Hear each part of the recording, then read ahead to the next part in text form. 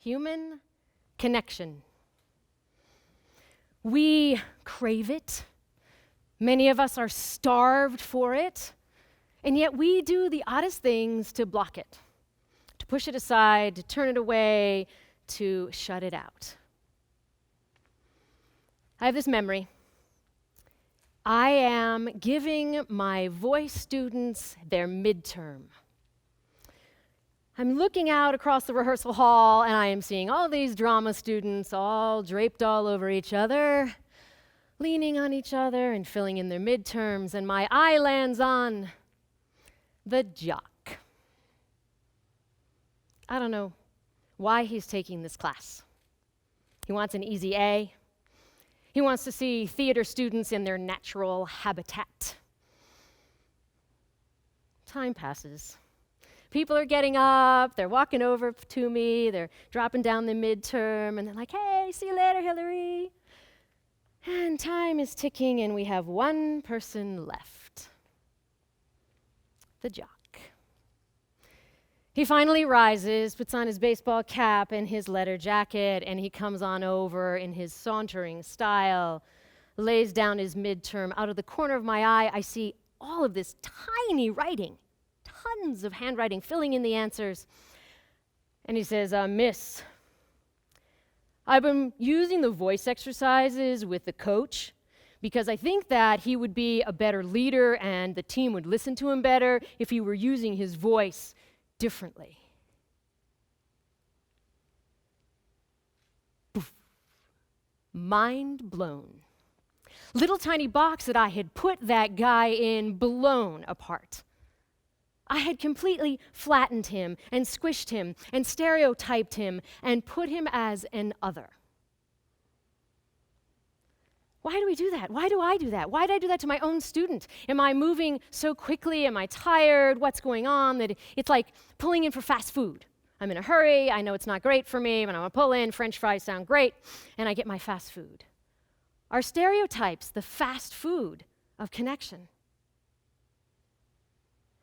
They label, and labels limit.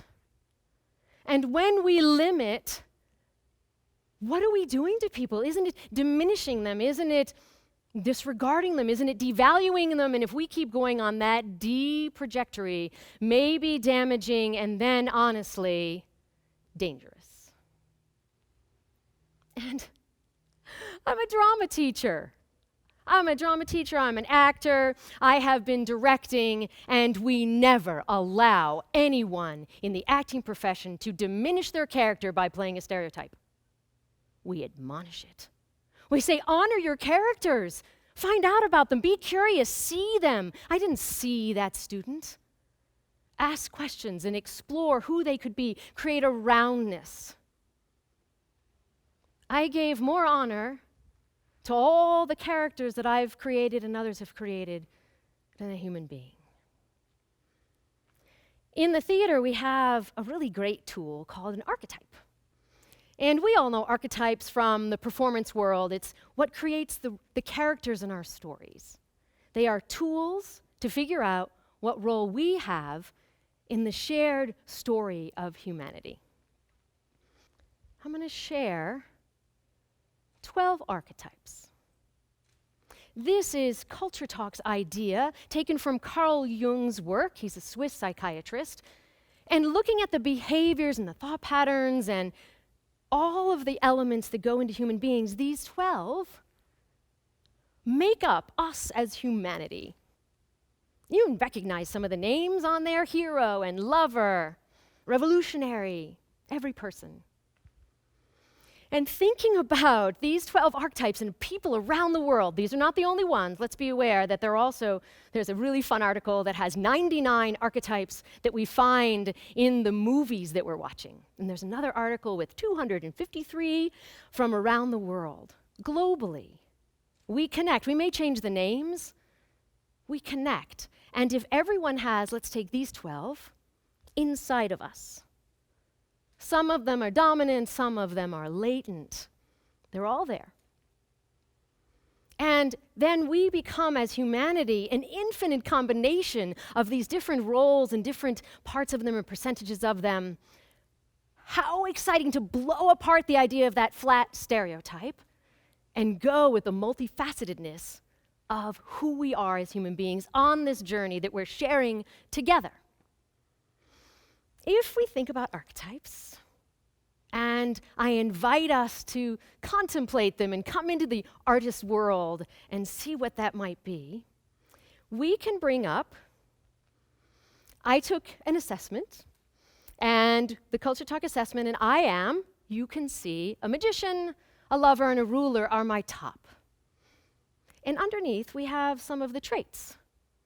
There are more traits than that, otherwise we're back to the stereotype. So there are more traits than that, and we're multifaceted. And this is me. Let's do what I'm inviting you to do with the jock. I did this, you may choose differently. I see him as a hero and as a sage seeking the wisdom, and definitely as a revolutionary, he's coming into that drama class. What happens then that draws us to those stereotypes? Aren't they, as a performer, aren't they funny? We use them for humor, for sure. I had this amazing improv troupe of teenagers. They challenged me and they performed really like no other group that I've been with. And because we are performers, we discuss the difference between archetypes and stereotypes. And it's easy to fall into a stereotype when you're in the middle of a scene and something's funny. I can call even my teenagers my sullen, smelly teenagers. It doesn't really go anywhere. We challenged ourselves to see if we could bring the humor, and improv's not all about humor. If we could bring the humor and the story and the humanity through archetypes versus stereotypes. And we came up with this list of differences. And we played, and we explored, and I would add to this, in the spirit of improv, that the stereotype is the no but, and the archetype is the yes and. And I asked them, I say, what do you think we lose? And as I looked at them and moved away from thinking of them as the smelly, sullen teenagers and thought of them as, that is such a lover with a revolutionary, and that is definitely a ruler with hero energy, and looking at them and knowing who they are, one of them piped up and said, the only thing we lose is the sharp edge that cuts. The sharp edge that cuts when we stereotype and push people away. So why do I keep going to stereotypes? What is that habit that I have? What draws me into that? I'm going to suggest two specific things that happen. The first one is a sameness. If you go back to the story I started with, I stereotyped those drama students. I had them be really one facet. Drama students draped on each other. But because I'm one of them, because I am the same, I felt a safeness in saying that. It doesn't lessen the fact that there is diminishing of who they were and perhaps damaging of who they were. Sameness. Not safe, and something I think I'm calling myself to be aware of as I journey through life. It's a habit. And the second one, I am driving down the road and I'm having a good time, and then that person does that thing that person does. And immediately, I've decided everything about them, right there, based on their behavior, which was ridiculous, right, what they just did, dangerous maybe even, and maybe their car, maybe the truck they're in, whatever it is, I just stereotyped them. I am in the safety of my little glass and metal and fiberglass and plastic box. They can't hear me. I mean, maybe they can. I don't think they can hear me, but, something's going on. And unless I go to road rage, what's the danger? What's the problem? The problem for me is that I just increase the depth of my habit groove in the safety of my own car.